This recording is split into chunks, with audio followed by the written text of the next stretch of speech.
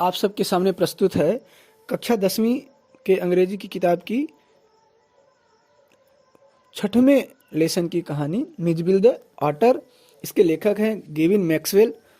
ये कहानी 4 भागों में है। पहला भाग है, लेखक 1956 के नए वर्ष के आरंभ में दक्षिण इराक गया।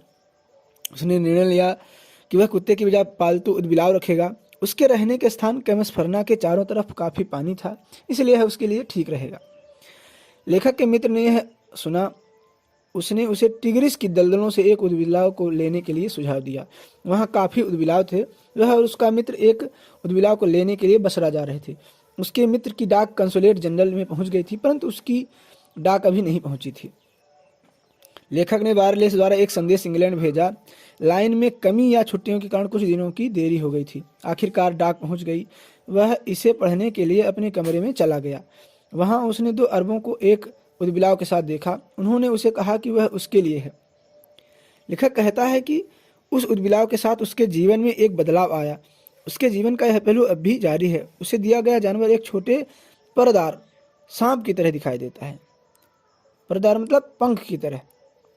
उदबिलाव की कमर पर मिट्टी के रंग जैसे ढाल की तेज परतें थीं। किनारों के बीच एक नर्म मखमल जैसी फर थी। वह चॉकलेट जैसे भूरे छछूंदर की तरह था। उसके शरीर पर काफी धूल और मिट्टी थी। उसे उसके शरीर से मिट्टी उतारने में महीनों लग गए। लेखक ने उदबिलाव का नाम मिजबिल रख दिया। उसकी प्रजाति के बारे में विज्ञान को कुछ मालूम नहीं था। जीव वैज्ञानिकों ने उसे लुट्रोगेल परस्पिसिलाटा मैक्सवेली या मैक्सवेल का नाम उदबिलाव नाम दे दिया था। पहल मिजबिल अकेला था। उसने फर्श पर सोना चुना। अगली रात वह लेखक के बिस्तर पर आ गया। वह उसके घुटनों के बीच सोया। दिन के समय उसने अपने चारों तरफ काफी आनंद लेना आरंभ कर दिया। लेखक ने उसके शरीर की बेल्ट बनाई। वह उसे बाथरूम में ले गया। बाथटब के पानी के नीचे उदबिलाव खुशी से पागल हो गया। 2 दिन पश्चात मिजबिल लेखक के बेडरूम में खिसक गया।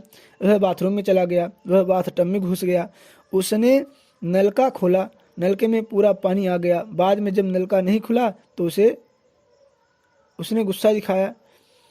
शीघ्र ही मिज लेखक का पीछा करने लग गया। जब वह उसका नाम पुकारता था, वह कमरे में रबर की गेंद को घंटों घुमाता रहता। वह इसे फुटबॉल खिलाड़ी की तरह से भी फेंकता।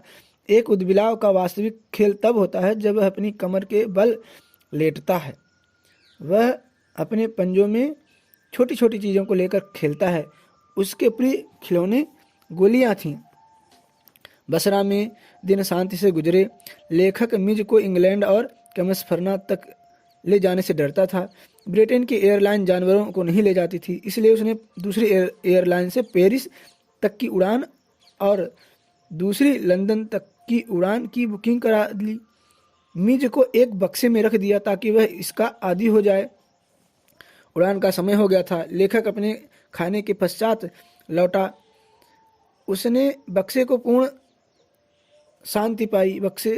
शांति पाई। मतलब उदबिलाव था, उसमें कोई शोर शराबा नहीं कर रहा था। बक्से के हवा के छिद्रों से खून बूंद बूंद बाहर आया था और सूख गया था। उसने तुरंत बक्से को खोला। मिज थका और खून से सना पड़ा था। उसने बक्से की अंदरूनी लाइनिंग फाड़ डाली थी। उड़ान में सिर्फ 10 मिनट थी। हवाई अड्डा 5 मील दूर था। लेखक ने मिज को वापस बक्से में डाला। बक्से को पकड़कर लेखक कार में बैठ गया। बसरा की गलियों में ड्राइवर ने गाड़ी को गोली की तरह चलाया।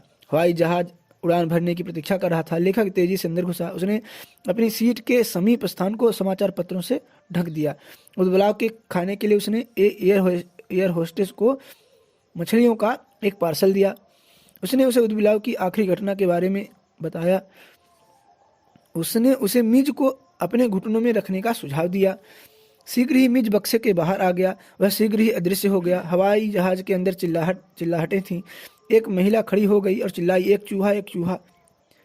लेखक ने मिज की पूंछ को एक भारतीय की टांगों के नीचे देखा। लेखक का चेहरा कड़ी से ढक गया था। एयर होस्टेज ने लेखक को विश्वास दिलाया कि वह जानवर को ढूंढ लेगी। लेखक अपनी सीट पर लौट आया। शीघ्र ही मिज स्वयं उसके पास आ गया। मिज और लेखक लंदन में लगभग 1 महीने रहे। वह खिलौने, पिंग पोंग की गेंदों, गोलियों और रबर के बने फलों आदि से खेलता। वह पिंग पोंग गेंद से एक सूटकेस के साथ खेलता। वह सूटकेस के ढक्कन से गेंद को पकड़ता। वह इससे छिपता और दूर भाग जाता। वह उसका प्रिय खेल बन गया था। लेखक उसे रस्सी से बाहर घुमाने ले जाता। लंदन की गलियों में उन शहरों में मिज ने कुछ खास आदतें विकसित कर ली थीं।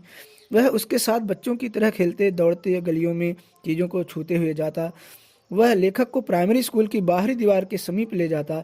फिर वह उस पर दौड़ता। इसमें बच्चे व स्टाफ आनंद लेते और उनका ध्यान बंट जाता था। मिज की उपस्थिति ने लंदनवासी उसकी प्रकार के बारे में अनुमान लगाने लग गए। मिजबिल की नस्ल के बारे में अनुमान लगाने लग गए। उदबिलाव मस्टलिन कहलाए जाने वाले जानवरों के छोटे समूह से संबंधित है।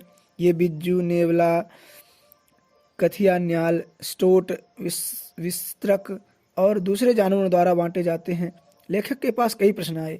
यह एक शिशुशील, एक वालरस, एक दरियाई घोड़ा, एक उदबिलाव, एक शिशु भालू, एक तेंदुआ हो सकता था, परंतु मिज एक उदबिलाव के सिवा कुछ नहीं था।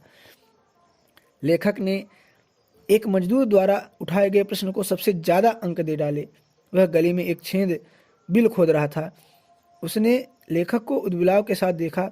उसने अपना औजार रख दिया। वह उसके समीप आया और उसे घूर कर देखा। फिर वह गुर्राया, यहाँ मिस्टर, यह क्या हो सकता है। यहीं से ये कहानी खत्म होती है।